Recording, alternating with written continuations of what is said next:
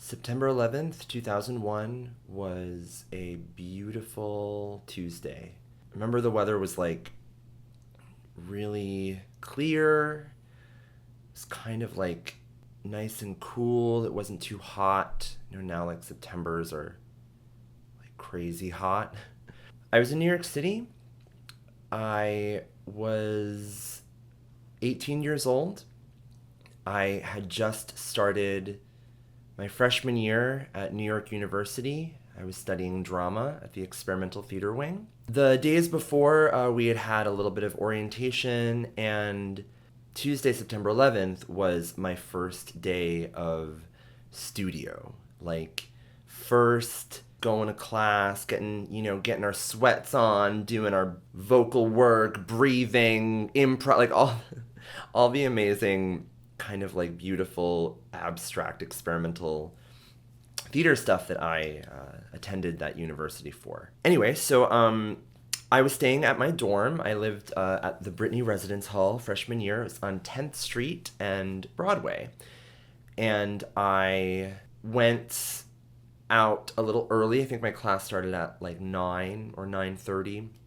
I went a little early to, I think maybe around like 8 or something. I went to get breakfast with my friends at Weinstein Dining Hall, which is on University Place. It's like right by Washington Square Park. So we had our breakfast, we were eating, whatever. And then I was like, I gotta just go home. I'm gonna go back to the dorm, which is a couple blocks uptown. And I had to take a shower before going to studio, before first day of acting class. And so I remember leaving the dining hall. I was by myself. Everyone else was they were in the dining hall. They were just going to go straight to class. Remember I was walking up University Place, and I remember this woman in front of me kept turning around. And I was like, oh, she thinks I'm following her or something. I was like kind of like, oh no, I'm not. I kind of like hung back a little bit and was like, I'm not following you, don't worry. And she kept turning around and looking behind her, and but kept walking. And so I finally realized that she wasn't looking at me, and so I turned around. And Fifth Avenue and University Place, which are parallel, are kind of like, you used to be able to see the Twin Towers right down them, especially on Fifth Avenue. You could look and just see them. So I turned around and I saw one of the towers of the World Trade Center was on fire. There was smoke coming out of it from very, very high up in the tower. It looked like it was pretty bad. It was like a lot of smoke. It seemed a little nuts. And I remember kind of thinking like, okay, this is pretty unusual. And so I stopped, and I, as a lot of people did, I walked to Washington Square Park. Now, if you don't know the geography of New York, Washington Square Park is, I guess, like roughly like 30 blocks from Ground Zero. I think it's like about a mile. I'm not sure. So not really, really close, but definitely close enough to see what was happening. And so many of us, just a bunch of people, I don't know where from. I guess everyone kind of had the same experience as I had, where we saw something on fire in the Twin Towers and stopped to observe what it was. And remember, we were all just standing there watching this, and kind of like, I'd only made a couple of friends like the days before at like orientation and stuff, so I wasn't with anyone at that moment. And I remember standing there in the park, and the second plane hit the second tower, and we screamed. Everyone just screamed because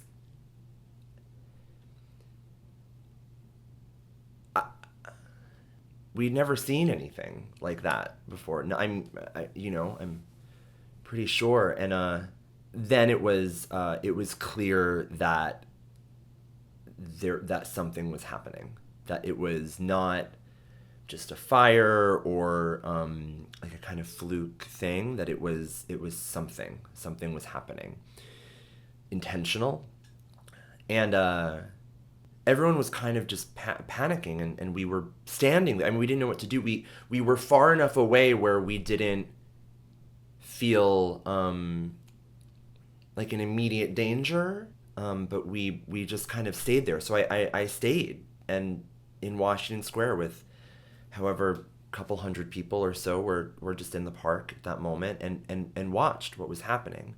But as soon as I kind of realized what was happening, I called home.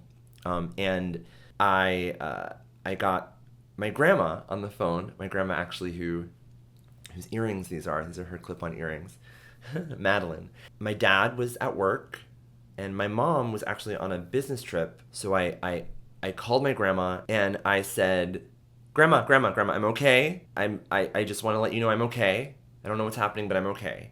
And she said, I'm watching it on TV right now. And I said, I'm watching it in person right now.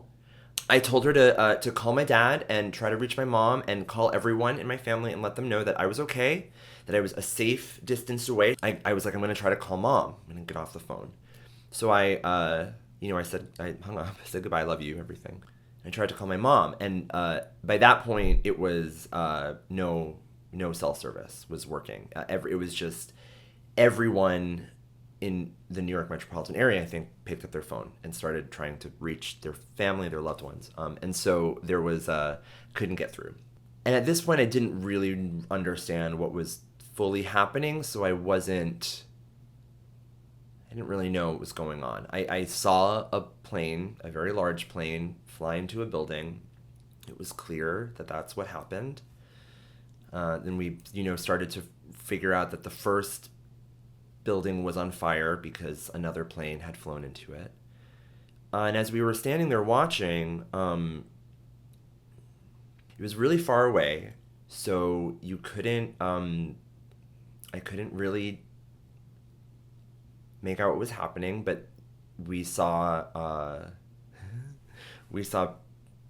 things falling from the floors above through the flames.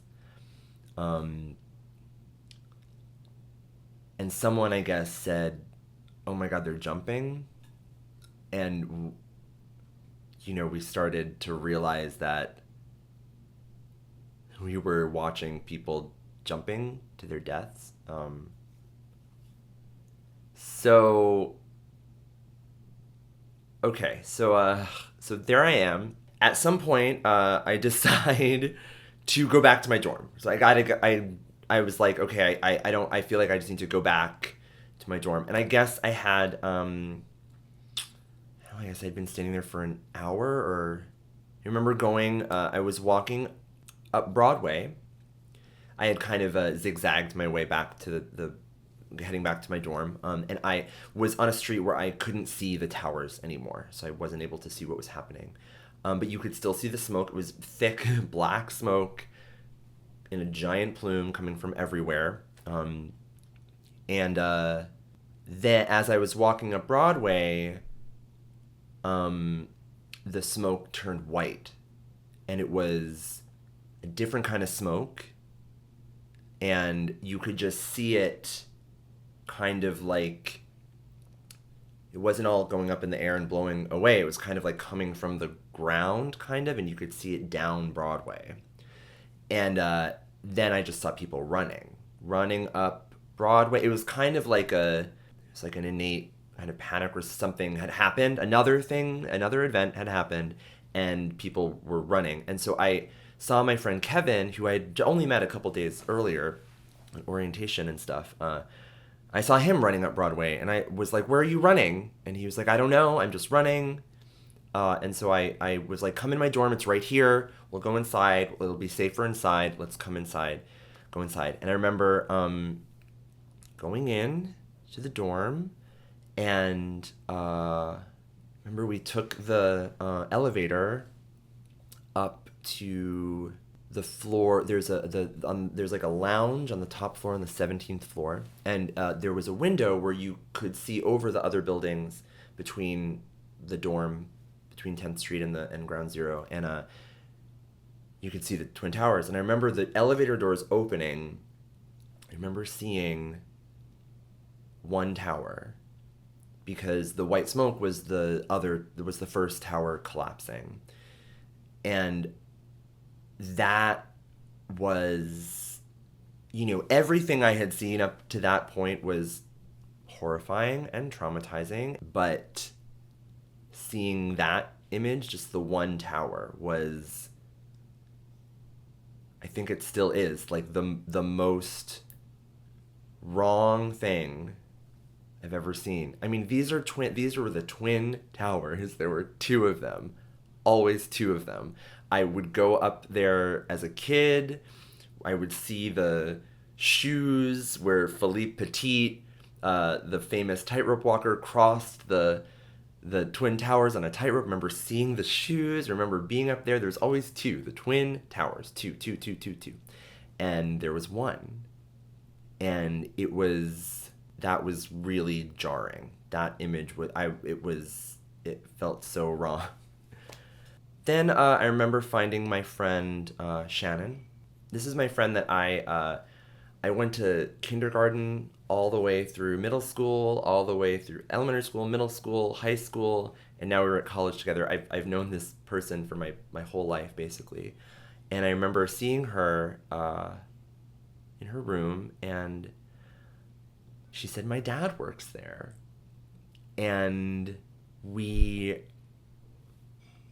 started laughing. We were just hysterically laughing. We didn't know what else to do. I remember then we were watching, by this point we had turned on the TV in her dorm room, and we started watching the coverage. We started seeing what happened. And we learned that there were several planes that were hijacked. I remember we were watching the TV, and the news report was talking about it was a terror attack, what was happening. And then we saw on the TV the second tower start to collapse. And we immediately ran to the window, and we watched the second tower collapse. And yeah, more laughter. Just hysterical laughter. We didn't know what to do. So eventually I got in touch with my mom. I called her. Somehow I got through. I was downstairs. I had left the dorm room building. I was on the street. I was outside. And I got in touch with her. And as soon as I heard her voice, I started sobbing. And it was the first moment that I felt that I was moved to, that I was okay or capable of processing what was happening, and I started crying. But up until that, it was just a full-on crazy kind of disbelief, and then shock, hysterical laughter, and then anyway, so I was sobbing, and I talked to Grandma and told her I was okay and everything, and I remember being really angry, And I said to her that I hope that we find whoever did this and bomb the shit out of them, which I think was the phrase that I used. So then I remember going back into my dorm room. I remember seeing my roommates. My roommate Dusty, who was from Georgia, was totally freaked out, just in tears, just sobbing, and just like, is this what New York? Is this what happens in New York City? I was like, no, no, no, no. This is very unusual. This isn't the way it always happens. If you're not from there, you don't really inherently know how big the World Trade Center was, like how big those buildings were. But I knew how big they were. They were huge. I've been to the top of them. I ate at Windows of the World. Like I knew how big they were. I understood that it was a really freaky, unusual thing for a plane to crash into them and then for them to collapse. It's like, don't worry, it's not, it isn't normally like this. Later that day, we went to St. Vincent's Hospital, which is no longer there, in New York, to donate blood. And I remember we were waiting online on the street, and they started telling people to leave because they weren't getting any patients. They didn't need any more blood. So during this like kind of whole aftermath, I remember my thoughts just being like, this is like, we're done. Like, this is New York City this is gonna be horrible. All the cops are there. All the cops are at ground zero right now. There's gonna be looting. There's gonna be rioting. People are gonna steal TVs and shit. It's gonna be crazy. It's New York. I mean, like, come on. And that didn't happen. That afternoon, Shannon's dad showed up. He had stopped to get a bagel when the plane hit the tower that he was in on his way to work. And the place that he stopped was like on the 90th floor, around there, below where the plane hit. And because of that, he was able to get out. But almost everyone that he worked with died. And I remember seeing him later that day, and he was sitting on his daughter's bed in her dorm. He was just holding his key card, like his office card, and was just completely catatonic. And I ran into my friend Mike's dad, who also worked near Ground Zero, not in the World Trade Center, but near there. And he told us of what happened and how they were told to stay inside when the buildings were collapsing. And then it became very clear that they should leave. And so they left. And he said, all the soot and everything. But he said as he was coming up, like Varick Street, like up from Ground Zero, so all these businesses were opening their doors and giving people water and food and taking them in. And that state, that continued. And the days following September 11th in New York City were some of the most, it was the best I've ever seen the city. Everyone was more polite than they've ever been.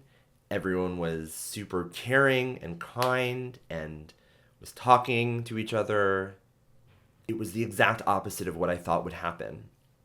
I thought it would be mayhem. I thought people would take advantage of the chaos, but that's not what happened. We were there for each other.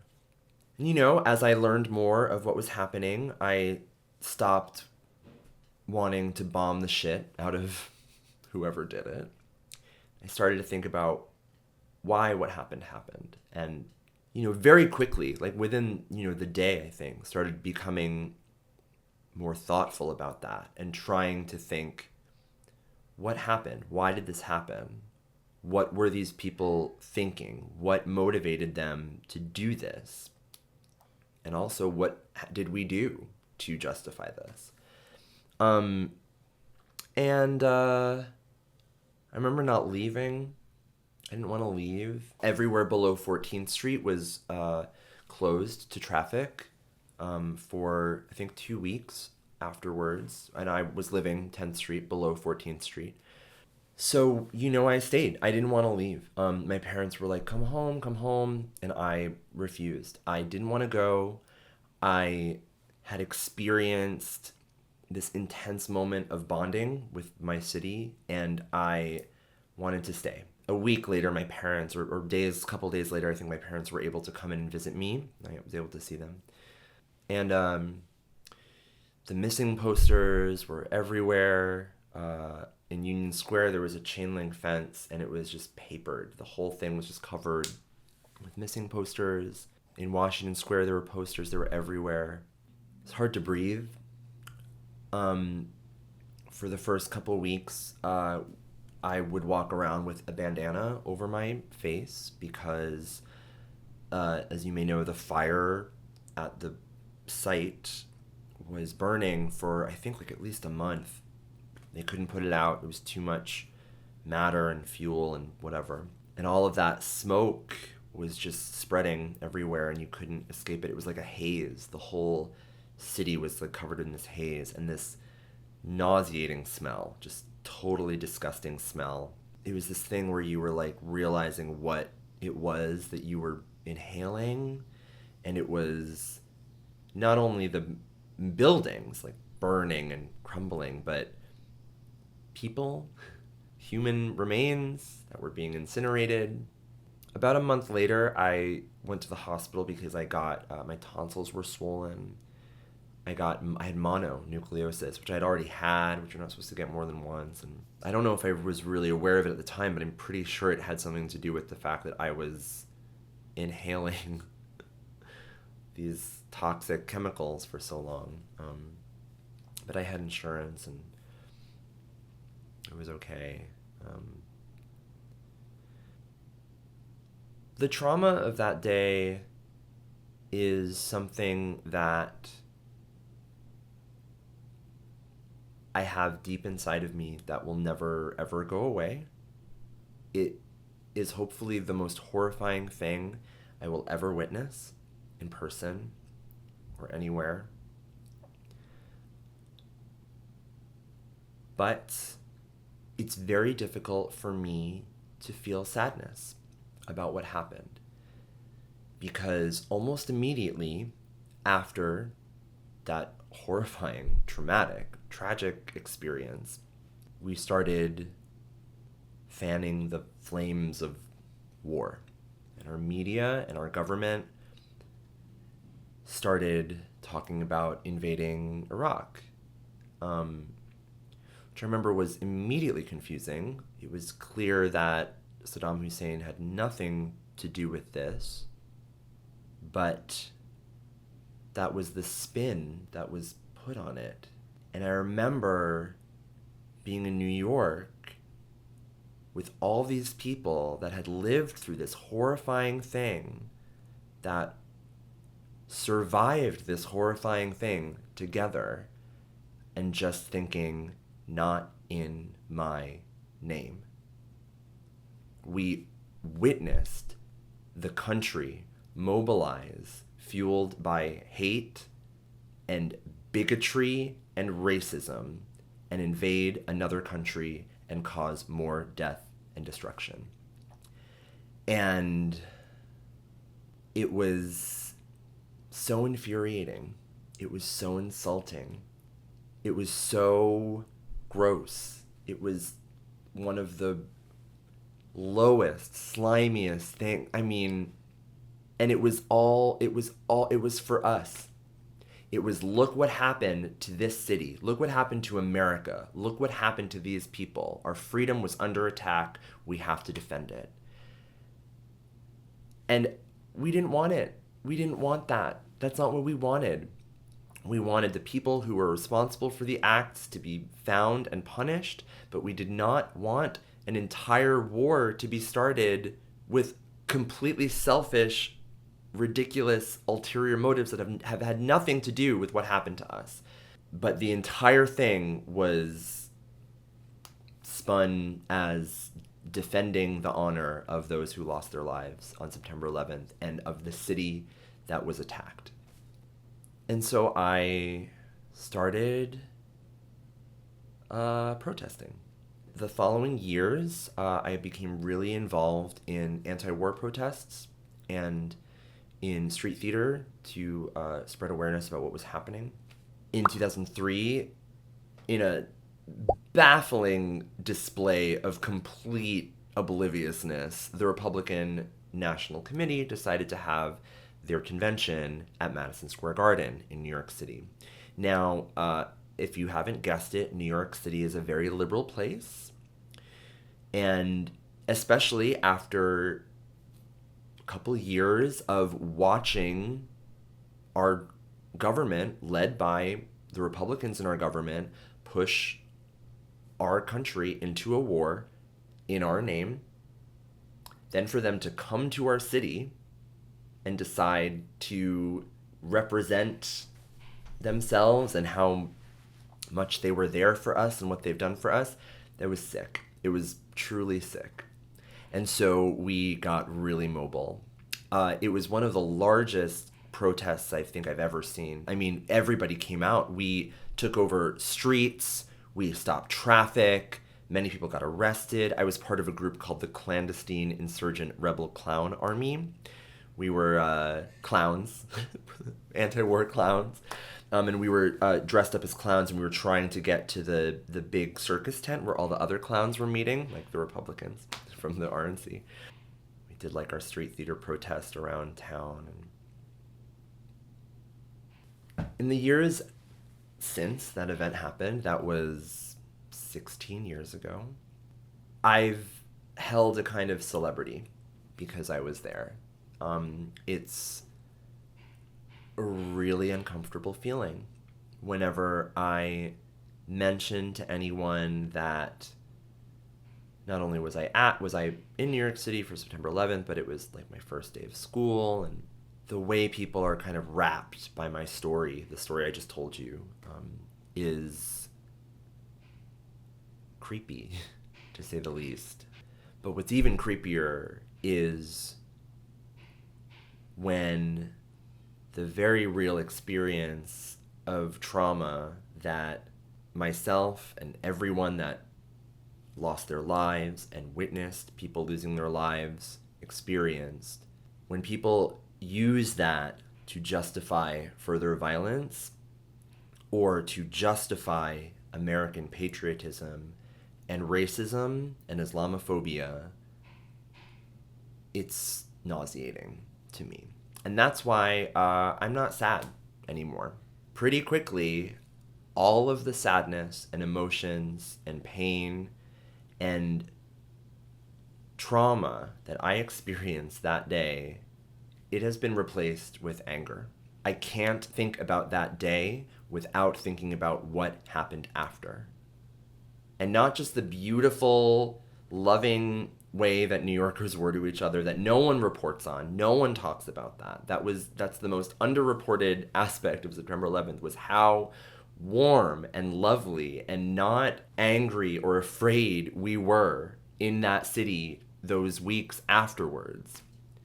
And instead, starting more violence and discrimination against other people and using my story and my experience and my city's trauma as fuel or justification for it, that's what makes me mad. The reason I'm making this video now is because when I filmed my What Now video after the election, which was kind of like a very soft ask for dialogue and hope of finding some common ground, a lot of Trump supporters commented that they were afraid. They were simply afraid of radical Islam, of terrorism, of Sharia law. And I would engage with a lot of them in the comment section and, ask them what their experiences have been with terrorism. And unsurprisingly, many of them have only said that they have seen it on the news, they've heard about it, but they've never personally experienced an event like that. Yet it was motivating them to have this kind of intense xenophobic stance and this fear. And I just wanted to tell my story to describe what that event did to me and how it has not made me hate all Muslims. It has not made me want to close off our borders. It has not made me want to restrict free speech or religion in any way. It has only made me want to pay more attention and not be duped by headlines or scare tactics from the media or anyone in our government or our president of telling me that I should be afraid, that something's wrong, that I need to do something, and that something is ethnic cleansing or deportations. We knew it wasn't going to work. We knew that the war in Iraq was a sham, and we tried to prevent it from happening. We tried to protest it at every chance we got. And the whole nation learned that it was for naught. And I'm just telling my story to remind us how that happened and how we got there. And every time that someone brings up September 11th to represent how afraid you should be, just remember me and think about what happened to me and how I'm not afraid. I survived. Our country survived. And we did it without devolving into a fascist, unlawful state. And we did it without exterminating every Muslim person or kicking them out or deporting them. And when I see people today using those experiences to justify hate, all I can do is tell my story. So that's what I'm doing. There's an amazing website which I highly advise anyone that's interested in learning about what happened that day to check out. It's a website that aggregates every news feed from that day from every TV channel around the world. As you can imagine, different television channels dealt with the unfolding of that day differently. The headlines were different. Some of them were more fear-mongering than others. Some of them were more, we don't know what's happening. And now we have the internet, and we have YouTube and everything where things are there forever and permanent. But in 2001, TV news was kind of not held accountable. No one recorded it or reproduced it over and over again. And so it's really interesting, I think, to watch what different channels did and how they handled it, and for you to kind of think about that and think about how the events unfolded and how people dealt with them and communicated them. I know for a fact that there are people in this country, the years afterwards, where I would tell my story and they would become so upset. Just remembering it, remembering how they saw it on the news. Maybe you, even watching this video right now, are remembering what it was like for you to watch this event happen and how upset it might make you very upset. And maybe that feeling was justification for the war that we entered. Maybe you remember feeling justified at that moment. And really check out this website. It's great. I'll link it down below. But you could watch every news channel, every television channel, and see how the news came in, how they dealt with it, how they reported it. I think it's just great to hold our media sources accountable, even in hindsight. So that's my September 11th story. All I want is for people to share their first-person experiences. I think that's the best use of this platform, and I think that it's the best way for us to move forward with all of this intense bigotry and hatred that's happening in America and in the world right now. And even though it happened 16 years ago, I guarantee you that our government's going to use those events to justify hatred against Muslims in our country. And other governments will use it to justify violence and hatred against Muslims in their countries. And I just want to say, I was there. I didn't watch it on TV. Well, I did watch it on TV, but I also watched it live at the same time. And all I want is for every American, every human in the world to be treated fairly and as humans. And if you're watching this and you are feeling guilty about feeling negatively towards Muslims because of terrorist attacks or because of September 11th, because of what you've heard about it or what, that's okay. It's okay to change your mind just as long as you listen. And that's why I'm here. I'm sharing my story for you. So you can know that if you're gonna have hate in your heart, that's on you. But do not do it. Do not do it in my name. Not for me. And not for any of us that were there in New York City that day. I'm Kimberly Clark. Thank you so much for watching this.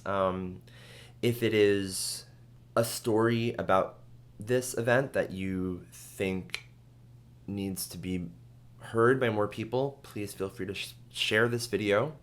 If there are people in your family or immediate friends that have explicitly used September 11th as justification of anti-Islamic violence, please share this video with them. We can move past that. We can move past the anger. We can move past the hate. If New York City can do it, you can do it.